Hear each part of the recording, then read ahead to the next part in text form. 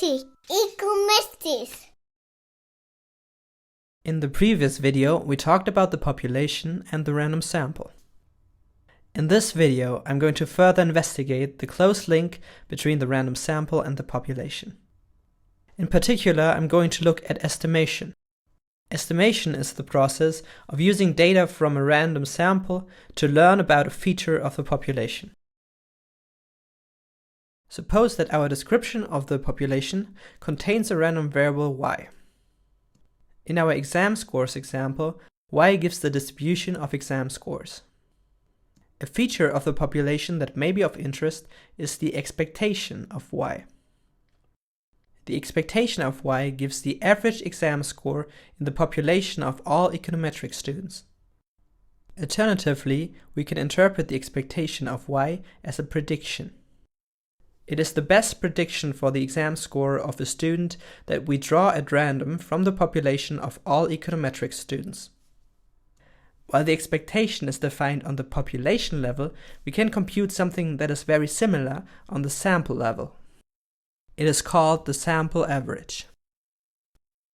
The definition of the sample average that you may already be familiar with sums over all observed values of y and then divides by the sample size n. We will now rewrite this definition to look more similar to the definition of the expectation. Just like when we define the expectation, we start with a summation sign. For the expectation, we sum over every one contained in the population set. For the sample average, we sum over I in the set of all observations.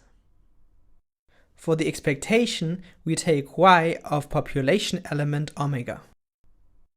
For the sample average, we take y of observation I. For the expectation, we then multiply by p of omega. P of omega tells us how frequent people who look like omega are in the population. For the sample average, we multiply by 1 over n. The ith observation makes up 1/nth of the sample. In this sense, 1 over n measures how frequent the ith observation is in the sample. To emphasize the similarities between the expectation and the sample average, I like to use also similar notation for both concepts. To denote the sample average of y, I write e hat of y. In general, I use hats to denote that a quantity is defined on the sample level. The sample average is a rule for combining random variables. Therefore, it itself is also a random variable. The expectation is not a random variable. It is always a number. Estimation is the problem of taking a guess at a particular population feature, where the guess uses the information that is contained in a random sample. Let's learn a little bit about how statisticians think about estimation. Here we have our population. To give a simple example, suppose that the population consists of a single random variable y. We are interested in one particular feature of the population. This feature is called the estimate. Let's denote it by theta. For example, theta might be the expected exam score. We draw a random sample from the population. Now we need a rule for combining all the information contained in the sample into a guess. One possible rule is, for example, to compute the average.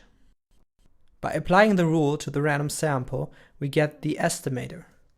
Following our convention of putting hats on sample quantities, let's denote the estimator by theta hat. The estimator combines random variables and is therefore also a random variable. In our example, the estimator is the sample average.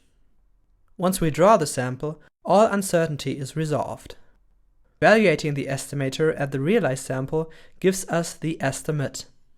The estimate is a number that we interpret as a guess of the estimand. It is very important to take note of the difference between an estimator and an estimate. If you conduct a statistical analysis in real life, the result of your analysis is an estimate. For example, I can take my student data and compute the sample average.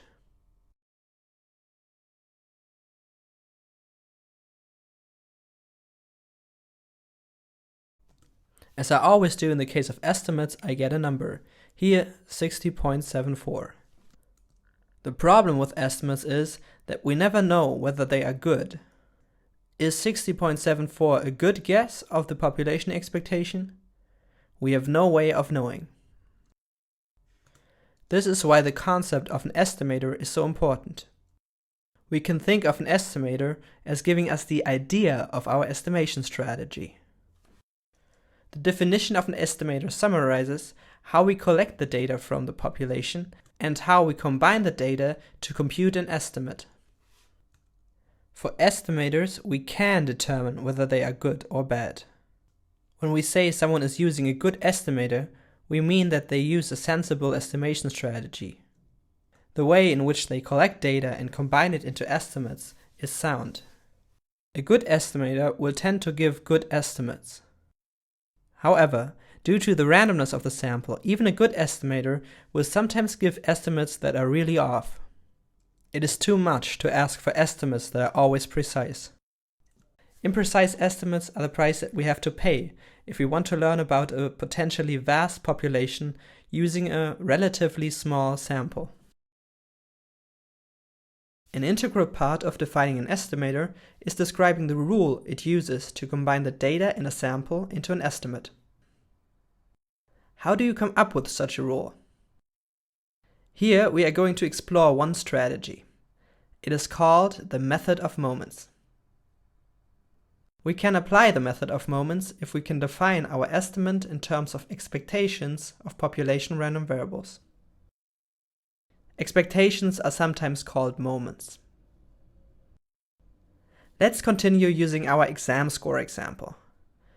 We want to learn the exam score of the average student in the population.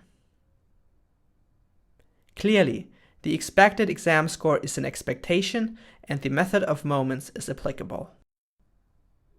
The method of moments decrees that we replace all population moments or expectations by the corresponding sample averages. Here, replacing the expected exam score by the average exam score in the sample uses the method of moments estimator. The idea behind the method of moments is based on the population-sample duality. To construct an estimator of a population quantity, we recreate a version of it on the sample level. The sample version is called the sample analog of the population quantity. The method of moments tells us to replace all population quantities by their sample analogs. With our notational conventions, an informal way of describing the method of moments is to say that it puts hats on everything. Indeed, this works well for our example. In our exam score example, there's an alternative way of applying the method of moments. Recall that we can define an expectation as the solution to a minimization problem. The minimization problem contains an expectation. Let's apply the method of moments and replace this expectation by a sample average. The method of moments estimator solves the minimization problem on the sample level. To solve the sample minimization problem, we have to find the optimal A. To do this, we differentiate once with respect to A and look at the following first-order condition. Since the optimal A is given by theta hat, we have evaluated A at theta hat. In this optimization problem, the first-order condition is sufficient as well as necessary. Rearranging terms shows that theta hat is given by the sample average. Let's summarize what we have learned so far. We have discussed the estimate, the estimator, and the estimate. The estimate is defined on the population level. It is a feature of the population that we want to learn more about. An estimator is defined on a random sample. It is a strategy for learning about the value of the estimate using the information contained in a random sample.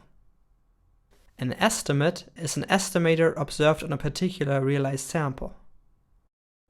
We can use the method of moments to come up with new estimators.